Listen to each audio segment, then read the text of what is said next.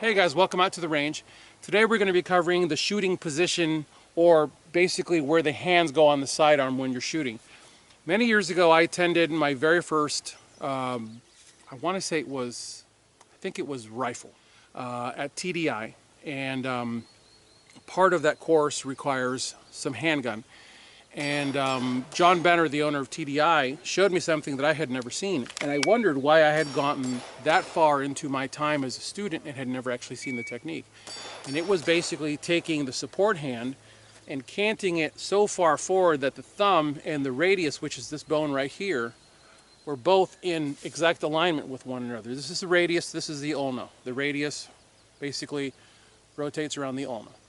Well, the thumb and the radius both end up in alignment with one another when you're shooting your sidearm. It is the weirdest thing to see this like this right up until you put a handgun into it, and all of a sudden brilliance, absolute brilliance happens. Why? Well, really simple. Because you have now locked the wrist. By locking the wrist, it gives you total control over the recoil of the firearm, and that is the big issue that I constantly see in training. People either shoot with the thumbs up, or they place their finger. I'll cover why this is cored out on my Glock, but there's a block of polymer right here, and people will place their thumb here, and the gun constantly skips out of their grasp. So what ends up happening is, if I don't have control over the firearm and I pull the trigger, it comes up really high, and then I have to force it back down again, find my front sight post. In fact, there it is right there. I allowed my thumb to sit rather than hook.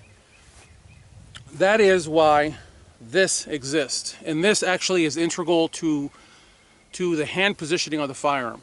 I really truly believe that this is not just a thing of preference. This is the gas pedal cut, accelerator cut, whatever you want to call it. This is what I teach my students. This is what I say to them: guys, bust out your Dremel and get on this. Initially, you can actually see how the cuts are diagonal, facing upward, and I realized it actually needed to be horizontal.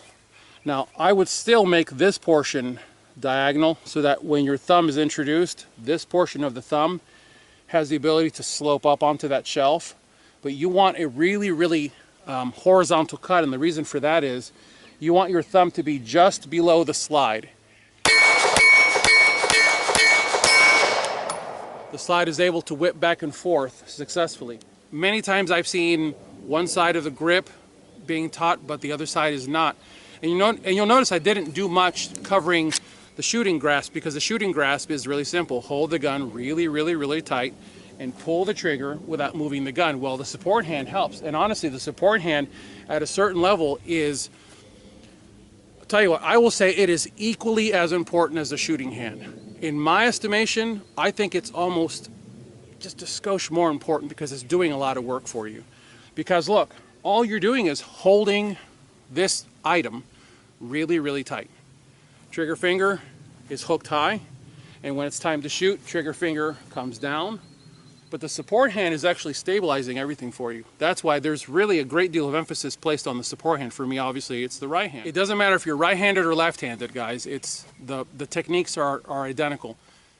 So that's it, guys. Really simple stuff. Really tiny little changes can yield a massive amount of performance for you. And the key, of course, is to get out here on the range and train. Check me out at tier1citizen.com for classes, and if you have any questions, leave them below. I'll do my best to answer them. And remember, guys, everything I do at Tier 1 Citizen Training is to help you realize your potential.